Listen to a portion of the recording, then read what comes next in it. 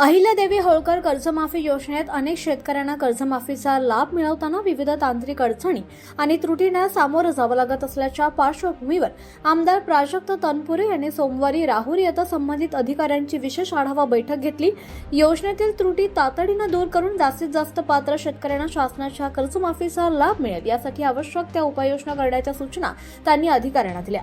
राहुरी शहरातील जिल्हा बँकेच्या दादासाहेब तनपुरे सभागृहात पार पडली बैठकीत कर्जमाफीसाठी अर्ज करताना येणाऱ्या त्रुटी, तांत्रिक अडचणी, कागदपत्रांतील विसंगती आणि लाभापासून वंचित राहणाऱ्या शेतकऱ्यांच्या समस्या यावर सविस्तर चर्चा करण्यात आली। या सर्व अडचणींचे तातडीनं निराकरण करून पात्र शेतकऱ्यांना कोणताही अडथळाविना कर्जमाफीचा लाभ मिळावा यासाठी संबंधित विभागांनी समन्वयानं काम करण्याचे निर्देश आमदार तनपुरे यांनी दिले।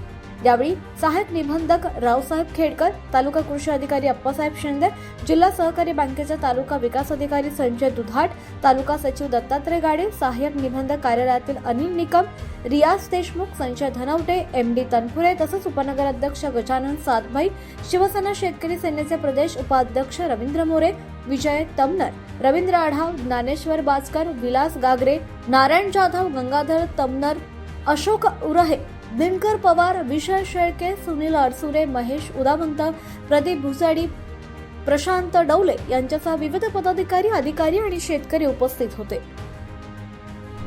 शेतकरी म्हणून आमची एवढीच मागणी आहे, जी 1/4/2019 ची तारीख ठेवलेली ती तारखेचा ती तारीख काढून टाकली पाहिजे। सरसगट जे थकबाकीदार शेतकरी, ते 19चा असो, 16चा असो, 15चा असो, जे काही शेतकरी थकबाकीदार असतील त्या सर्व शेतकऱ्यांना 2 लाख रुपये कर्जमाफीचा हा लाभ मिळाला पाहिजे। आणि दुसरा विषय राहिला, जो त्यांनी ओटीएस शब्द घातलाय, त्या ओटीएस शब्दाच्या ऐवजी त्यांनी राईट ऑफ शब्द घातला पाहिजे। ओटीएस जर घातला तर वन टाइम सेटलमेंट, त्यामध्ये शेतकऱ्यांचं सिबिल खराब होणार आहे। आणि राईट ऑफ जर शब्द त्यांनी जर त्याच्या ऐवजी वापरला तर ते माफ केला असा शब्द होणार आहे आणि त्याच्यात त्यांचं सिबिल खराब होणार नाही। हे 2 शब्दात बदल केला पाहिजे शासनाने।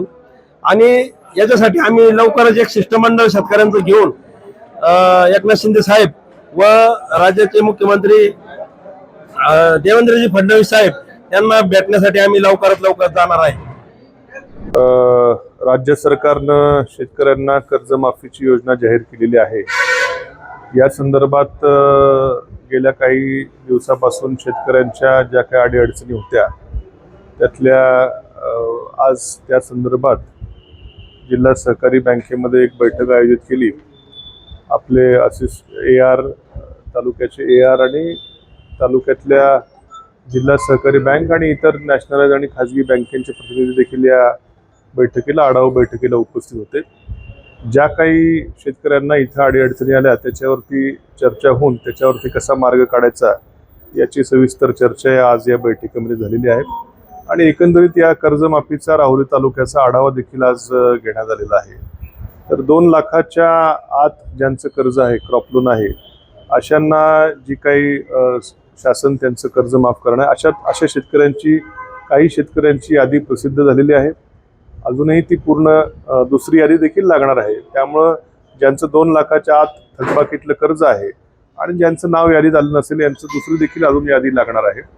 ज्यांचं 2 लाखाच्या वरचं आहे आणि त्याची जी OTS आहे ती देखील प्रक्रिया पुढे नंतर लागणार आहे। आता जी प्रक्रिया चालू आहे ती 2 लाखाच्या आतलं जे पीक कर्ज माफ करायचं त्याच्याविषयी आहे। त्याच्याविषयी वेगवेगळ्या काही शंका कुशंका होत्या, त्याच्यावरती सविस्तर चर्चा झाली आणि मला खात्री आहे की या तालुक्यामध्ये योग्य प्रकारे ही योजना राबवून जास्तीत जास्त शेतकऱ्यांना, कुठलाही शेतकरी या योजनेपासून वंचित राहणार नाही याची काळजी आम्ही घेऊ। काही शेतकऱ्यांची रक्कम कमी दिसते, त्यामुळे त्यांच्यात गोंधळ निर्माण झालेला आहे। नाही, शेतकऱ्यांना काही पैसे भरावे लागणार आहेत नाही। 2 लाखाच्या आत ज्यांचं कर्ज असेल त्यांना एकही रुपया भरावा लागणार नाही।